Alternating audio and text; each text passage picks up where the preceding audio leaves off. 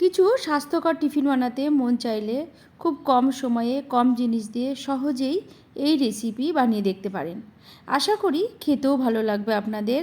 নমস্কার, আমি খুশি আবারও হাজির হয়েছি দারুণ একটি রেসিপি নিয়ে। নতুন রেসিপিতে আপনাদের সকলকে স্বাগত। প্রথমে আমি মাঝারি সাইজের একটা বাটি নিয়েছি। ওই বাটির মধ্যে দিয়ে দিচ্ছি ছোট একটা বাটির 1 বাটি সুজি। ওই বাটিরই হাফ বাটি দিলাম চালের গুঁড়ো, 4 চামচ মতো টক দই।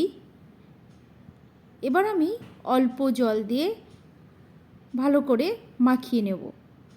খুব বেশি কিন্তু পাতলা করব না এই মুহূর্তে, এইভাবে আগে মাখিয়ে নেব। জল লাগলে পরে দেব, আস্তে আস্তে দেব। একবারে জল দিলে কিন্তু বেশি পাতলা হয়ে যাবে। এইভাবে আস্তে আস্তে এভাবে মিশিয়ে দিতে হবে।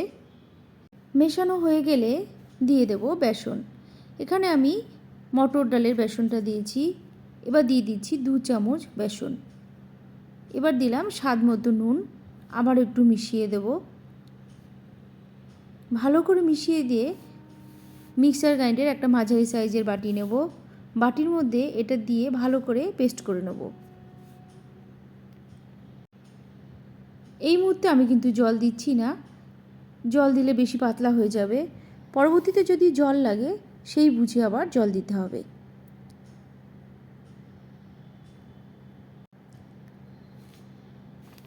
আমার রান্না আপনাদের যদি ভালো লাগে তাহলে অবশ্যই আমার চ্যানেলকে সাবস্ক্রাইব করবেন এবং আমার পাশে থাকবেন।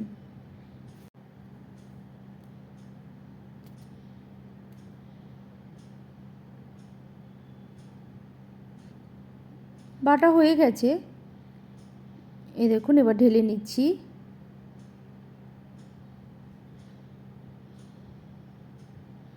এই দেখুন ঘনত্বটাই দেখুন। আমার কিন্তু জল আর দিতে হবে না।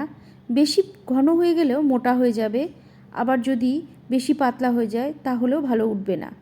এবার একটা কড়াই দিলে বসিয়ে কড়াই গরম হলেই আমি এভাবে হাতার সাহায্যে দিয়ে আস্তে আস্তে ঘুরিয়ে পাতলা করে দেব।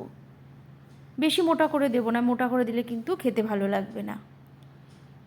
2 মিনিট ওয়েট করব। এই দেখুন আস্তে আস্তে কালারটা চেঞ্জ হয়ে যাচ্ছে। এবার আমি উল্টে দেব। এই দেখুন তেল কিন্তু আমি একদমই দিইনি। আপনারা চাইলেন খুবই অল্প দিতে পারেন, কিন্তু আমি কিন্তু তেল দিইনি। এই দেখুন 1 পিঠ হয়ে গেছে, উল্টে দিয়েছি। আবারও 1 পিঠ হয়ে গেছে, আবার উল্টে দিলাম।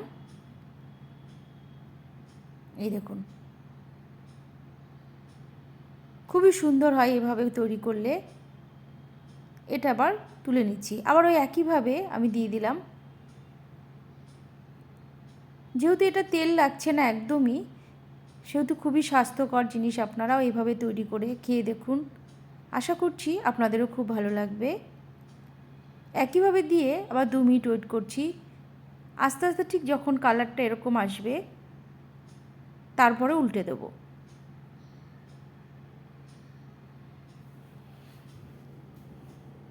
দু মিনিট পরে আবার উল্টে দিচ্ছি। আমি এটা একটু বেশি ভেজেছি, আঁচটা একটু বেশি বাড়িয়ে দিয়েছিলাম। আপনারা কিন্তু একটু মাঝারি আঁচ করে দেবেন। আমি এটা আপনাদের দেখানোর জন্যেই আঁচটা বাড়িয়ে দিয়েছি, যাতে দু রকমই করা যায় সেটা দেখানোর জন্যে। আপনি চাইলেই লালচে করেও ভাজতে পারেন, আবার যদি মনে করেন একটু হালকা করে ভাজবো তবুও করতে পারেন। আমার রান্না আপনাদের কেমন লাগছে অবশ্যই জানাবেন কমেন্ট বক্সে। তাহলে বন্ধুরা আজকে আসছি, অন্য দিন আসবো নতুন কোনো রান্না নিয়ে।